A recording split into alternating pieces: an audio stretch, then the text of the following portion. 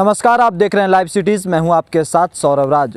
मैं इस वक्त JNU जवाहरलाल नेहरू विश्वविद्यालय के कैंपस में है, जो पूरे हिंदुस्तान में सबसे चर्चित और सबसे प्रसिद्ध विश्वविद्यालयों में से एक है, जहां की शिक्षा व्यवस्था पूरे देश भर में सुगंध फैलाती है।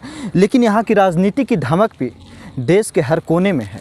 यहाँ की शिक्षा व्यवस्था पूरे देश में एक उदाहरण के तौर पे देखा जाता है और उसको दर्शाया जाता है। लेकिन यहाँ की राजनीति दिल्ली के लुटियंस जोन के राजनीति के बराबर, उनके कुर्सी तक इनकी आवाज़ भी पहुँचती है। हमारे साथ हैं यहाँ के छात्र जो मूल रूप से बिहार के रहने वाले हैं। यहाँ इनसे जानेंगे कि बिहार और JNU दोनों के बीच में जो खाई है, जो कह सकते हैं दूरियां हैं, कितनी दूरियां हैं। बिहार से JNU आने के बाद यहाँ का माहौल कैसा है, इनसे सीधे जानेंगे।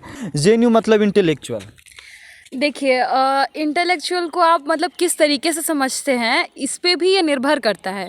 इंटेलेक्चुअल सिर्फ वो नहीं है जो किताबी कीड़ा है। इंटेलेक्चुअल का अर्थ ये भी होगा जिसे सिर्फ अपने विषय की जानकारी नहीं है, बल्कि पूरे विश्व का कोई भी ऐसा विषय नहीं है जो उससे अछूता है। अगर आप यहाँ भी रहते हैं तो कैसे अमेरिका में कोई जो भी घटना हो रही है वो आपको कैसे अफेक्ट करती है, हमारे आम लोगों को कैसे अफेक्ट करेगी, कैसे हमारे अधिकार को छीन रही है, हर तरीके से उसको समझ पाना, एनालाइज कर पाना, क्रिटिकली एनालाइज कर पाना, और साथ ही साथ सिर्फ एनालाइज नहीं करना, क्वेश्चन नहीं उठाना, उसका सोल्यूशन भी खुद पैदा करना, खुद इजाद करना। मान लीजिए कहीं कोई कमी है, अगर हम उसके ऊपर काम नहीं कर पा रहे हैं, हम कोई बदलाव लाने के लिए कोई नई नीति नहीं बना पा रहे हैं, तो हमारे अंदर कमी है। तो इंटेलेक्चुअल का अर्थ यहाँ सिर्फ इंटेलेक्चुअल एक यूनिवर्सिटी प्रोड्यूस कर रही है। अगर आप देख लीजिए, क्या इंटेलेक्चुअल बिहार का ही बच्चा तो यहाँ आकर के इंटेलेक्चुअल बन रहा है? अगर आप बिहार में वैसा माहौल पैदा करें जहाँ पे सब कुछ एक समय अनुसार पूरा हो जाए, वहाँ प्रोफेसर्स हों पढ़ाने के लिए, ये नहीं कि आप पैसे दे दीजिए वो आपको पास कर दे, वैसे हमें प्रोफेसर नहीं चाहिए। दूसरा ये है कि अगर मान लीजिए यहाँ आप देख लीजिए महिलाओं की यहाँ पे रेशियो देखिएगा JNU में, तो 60 महिलाएं मिलेंगी, 40 पुरुष मिलेंगे, ऐसा आपको रेशियो मिल जाएगा। बिहार में जस्ट उल्टा हो जाएगा। वहाँ महिलाएं निकल नहीं पाती हैं घर से। मान लीजिए उनका कॉलेज अगर हो जाता है ना, तो बस डिग्री के लिए नाम लिखा देते हैं और बस डिग्री मिल जाती है बैठे बैठे 3 साल, 4 साल, 5 साल, 6 साल। कितने दिन पहले JNU एडमिशन लिए थे आप? देखिए, हम 2016 में एडमिशन लिए हैं। मेरा एकदम डायरेक्ट, एकदम जो होता है टाइम जोन उतने में कंप्लीट हुआ। 2016-2019 बैचलर्स हुआ, 2020 से 2021 के बीच में मास्टर्स कंप्लीट होगा। अभी हम MS सेकेंड ईयर में हैं, तो कहीं से भी कोई टाइम का बोलने के लिए बिहार से ही सीखे थे या यहाँ करके सीखे? देखिए, बोलने के लिए तो बच्चा घर से भी बोलता है, बस ये होता है कि माहौल उसको थोड़ा शार्पन करता है। अगर हम घर पे या कहीं लोगों के बीच अब थोड़ा बोलते हैं मुखर होकर के, तो लोग थोड़ा शक की निगाहों से भी देखते हैं कि लड़की बहुत ज़्यादा बोल रही है। पर ये क्यों नहीं समझते कि लड़की को बोलना क्यों ज़रूरी है? आप तो आज तक लड़की को बोलने ही नहीं दे रहे थे। अगर वो बोलना सीख रही है तो ये देश के लिए भी अच्छा है, समाज के लिए भी, और साथ ही साथ परिवार के लिए भी, क्योंकि जहाँ भी जाएंगे एक परिवार एक महिला से बनता है, महिला पुरुष दोनों से। जब तक परिवार में महिला भी उस लायक नहीं होगी कि आने वाले जनरेशन को वो सुधार पाए, समझ पाए और उसको उस काबिल बना पाए, तो आप क्या सोचते हैं कहीं भी किसी भी समाज में कोई तरक्की हो सकती है?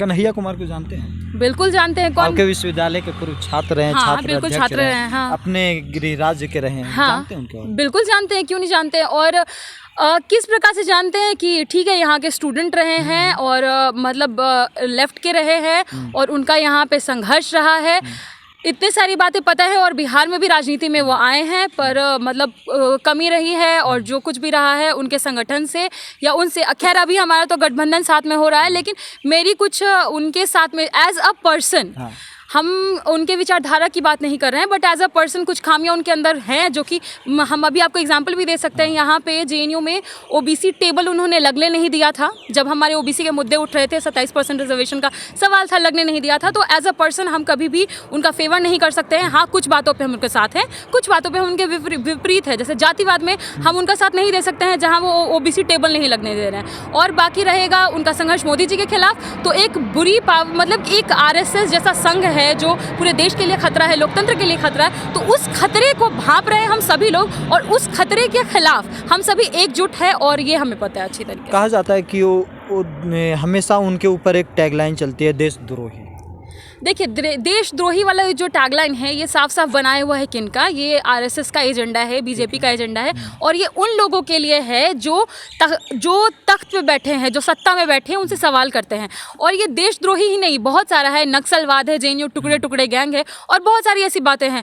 और वो किनके खिलाफ बोल रहे हैं, मुस्लिम को पाकिस्तान चले जाओ, सिख को खालिस्तानी बोल रहे हैं। आप अभी देख रहे हैं किसान आंदोलन को भी कैसे वो भटका रहे हैं। तो ये कोई नई बात नहीं है, और अब सिर्फ हम ही लोग नहीं, आम जन भी इसको समझता है कि अगर किसी आंदोलन को बर्बाद करना है, उसे नेस्तो नाबूद करना है, तो उसे कोई नाम दे दिया जाए, उसे निगेटिव इमेज पोर्ट्रे कर दिया जाए, वो खत्म हो जाएगा। पर अब ये सब नहीं चलेगा, ये लोग आम जनता की बात पहुंच रही है, और आप जैसे मीडिया चैनलों की वजह से ही पहुंच रही है कि ये सब इनका बनाया हुआ एजेंडा है और कुछ नहीं। यहाँ के पॉलिटिक्स क्या सत्ता के ऊपर कुछ प्रभाव डालती है? देखिए डालती नहीं है तो वो मजबूर कैसे होते हैं अपनी गलत नीतियों को पीछे खींचने के लिए, अपने पैर पीछे खींचने के लिए। फी हाइक मूवमेंट ही आप देख सकते हैं, वो तो पूरी तरह से आम लोग भी कह रहे थे कि मोदी जो कहता है वो करता है, बिल्कुल ये लाइन था, लेकिन वो पीछे हटे ना। अब सब जुडिस कोर्ट में केस चल रहा है और हमारा फ़ी नहीं बढ़ा। अगर हमारा फ़ी बढ़ जाता तो ये कन्फर्म था हमारे जैसे बच्चे पढ़ नहीं पाते, क्योंकि बिहार में भी आप पढ़ नहीं सकते क्योंकि पढ़ने का माहौल नहीं है, और यहाँ पे आप पढ़ रहे हैं क्योंकि आप फाइनेंशियली आप स्ट्रॉन्ग बैकग्राउंड से भी नहीं है ना, फिर भी आपके अंदर हिम्मत है कि आप पढ़ पाएंगे, क्योंकि आप 180 रुपये फ़ी लगा करके आप पढ़ सकते हैं, और आपको हिम्मत भी मिलती है कि अपने सपने यहाँ पे आकर के पूरे कर सकते हैं।